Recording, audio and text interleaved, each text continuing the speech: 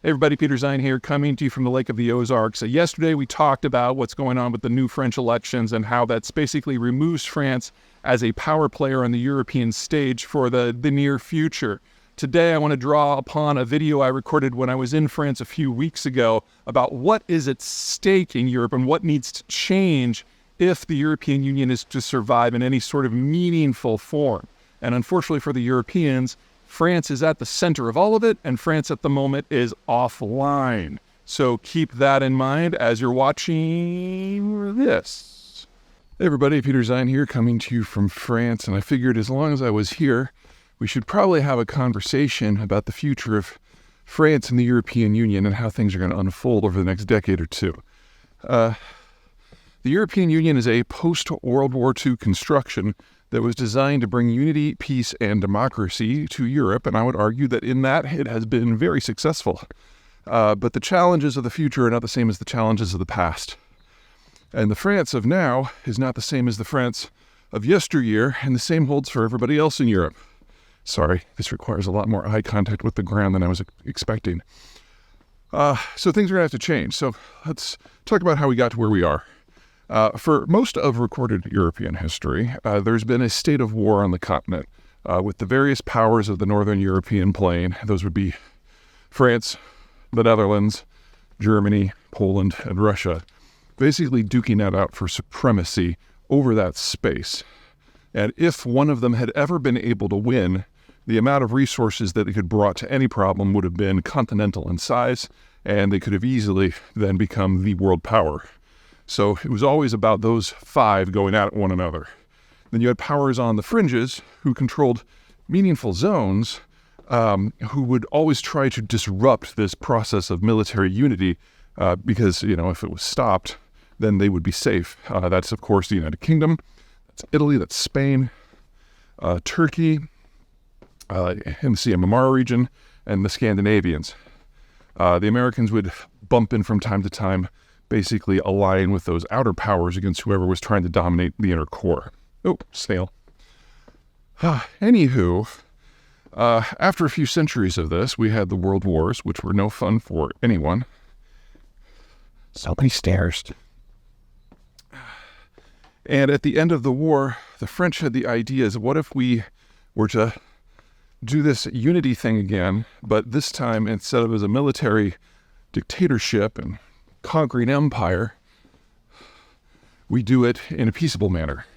And so the first stage of what would become the European Union was the European Coal and Steel Community, I believe in 1948. And the whole idea was you remove some of the economic competition that drove the wars, especially the most recent wars. As the continent started to industrialize in the late 1800s, they discovered that all of the resources you needed for industrialization were not all in one place. So specifically, the iron ore was on the French side of the border and the coal was on the German side of the border. So they formed the coal and steel community to basically share the resources so that they wouldn't have to fight over them. And over the next few years, this turned into a trade association that have also involved the Italians, the Dutch, the Belgians, and the Luxembourgers. Luxembourgeois, people from Luxembourg. And that was the original European community, those 6 countries. The second phase of it was making sure that the Germans never tried any of that crazy war shit again. And the way they did that was basically by placing there's no other word for it, it's a tax. But basically they got German industrialists with all their efficiencies who are no longer building tanks to pay a portion of their proceeds to French agriculturalists. So the French basically built out the subsidy system that the Germans had to pay for. And everything else that has happened in the European Union since has been a modification of that original deal. So that's where we were in the 40s and the 50s. By the time we got to the 70s, the decision was made that it was time to enlarge Europe, to take this, what has been a broadly successful experiment, and expand it to involve more parts of Europe, working from the theory that the more of Europe that is involved, you get 2 things out of that. Number 1, some of those secondary powers are going to be less likely to try to disrupt the process as they have in the past. And 2, whew, the more countries, low ceilings, I don't know if you guys knew this, the French aren't very tall. The more countries that are involved, the less chance, you're going to have the disruption. And also, the more countries that are involved, the more economic and political heft that Europe has, the more powerful of a player it's going to be outside of Europe. So, this is France. Ego was involved, but very pragmatically. So the 70s were about bringing in new countries, especially the more advanced countries, such as, say, Denmark and the United Kingdom. You get to the 80s, and they realize that this is maybe not going along swimmingly, but coming along.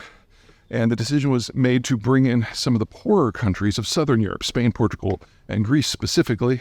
And then you get to 1992, and the Cold War ends. And the Europeans realize a couple things. Number one, the United States really is an economic superpower. Regardless of what you think about its politics or its culture, it is huge. And the only way that Europe can compete in a post-Cold War environment was to bring itself closer together. So we got the Maastricht Treaty of 92 for ever closer union, and the creation of the monetary union, which ultimately, over the course of the next decade, would be phased in as the euro, the common currency that we now know. They also brought in several of the countries that had been neutral during the Cold War, Sweden, Finland, and Austria. And the idea was that history has turned. It's a new chapter, and we need to adapt. And so we had our first inklings of conversation about a European superpower. And discussions throughout the 90s and the early 2000s were all about how do we deepen the union so that it acts more like a federated single nation state. We can all have debates over how practical that goal was and how far they've made it, but the conversation had turned. And by the time you get to 2004 to 2008, the Europeans were bringing in other European countries that used to be under the Soviet yoke. And that's everyone from Estonia to Poland to Bulgaria. And that gives us more or less the shape of the Europe that we know in its current form. Of course, in the last decade, things have gone a little wonko. The Brits have left. We've had a European financial crisis. And the Europeans have, I don't want to say risen to the occasion. That sounds a little blustery. They've muddled through. They've done things, they've created institutions to deal with their issues in a way that a lot of people, myself included, were not certain that they could have done 20, 30, 40 years ago. Now they face a hot war in Europe, which is a very, very different proposition. The European Union was originally designed to promote democracy, to create greater economic integration, to prevent democratic backsliding. But now, unlike during the Cold War period, there's a hot war going on right at their doorstep. The nature of the challenge has changed, and in the past, almost decade by decade, the nature of the goal, enlargement to this group or that group, for example, determined what success looked like and what the tools were for achieving that. That's not where we are now. Now it's a different fight. Now it's all about how many howitzers can you get to the line and what's your ammo flow, and can your military industrial complex start to stand up to the old Soviet weapons depot. It's a different series of questions that Europe wasn't designed for. And if the next phase of European expansion is designed to cope with this, you're talking about bringing the countries in that are not nearly as wealthy. Moldova, Georgia, and most importantly, Ukraine, which would be, from a population point of view, the largest country that the Europeans have absorbed since Britain in 1973. It's a very different proposition. And the tools that they have had to achieve everything that they've achieved to this point no longer exist.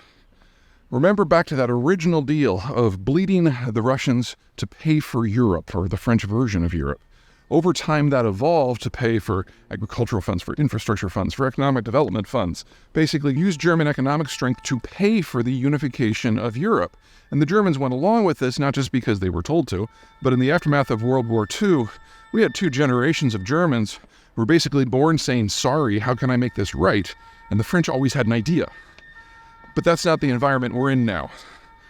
After a century of some of the fastest globalization on record, the Germans are literally running out of people. Their birth rate's been dropping for a century. Their birth rate has been below replacement rate for the better part of 7 decades. And this next decade is the decade where the last worker generation they have ages into mass retirement. And so the Germans are going to go from the piggy bank that has paid for everything to a country that actually absorbs European funds. And when the biggest contributor to the system becomes the biggest taker, we are in a very different economic environment. And in that environment, when we're now dealing with a hot war as opposed to trade issues, the need for the cash is going to be huge. And if you keep the current system of Europe, the European version of socialism, the European idea of bringing the poor EU members up to snuff, the cash isn't there for that. So the French are going to have to make a choice.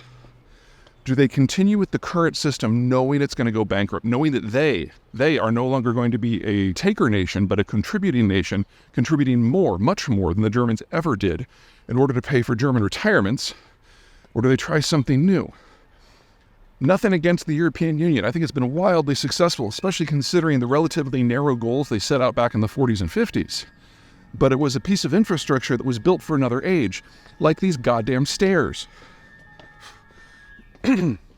Anywho, so if the future of Europe is needed to fight a war, to put together a series of political agreements that allow them to preserve the gains that they've made in terms of democracy and governance and unity and lack of war among the Europeans, that's not an economic union. That's a political and a military union. And that, to be perfectly blunt, that's where France shines. France is a unitary system. Paris controls everything. It's one of the reasons why they're always quick with something, because they don't have to really deliberate like everybody else does. They usually don't have coalition governments. They have a strong presidency.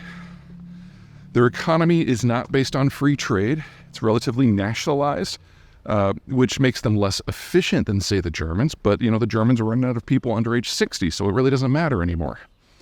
And if we're moving into a world where guns are a determining factor, the French easily have the second most powerful military within NATO.